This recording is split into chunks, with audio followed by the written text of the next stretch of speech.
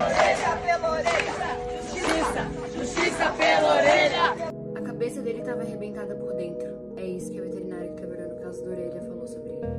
No dia 15 de janeiro de 2026, o Orelha, que era um cãozinho comunitário da Praia Brava de Florianópolis, Santa Catarina, um cãozinho idoso de 10 anos, foi atacado por um bando de adolescentes e morto, enquanto eles brincavam de quem dava porrada mais forte com pregos na cabeça dele.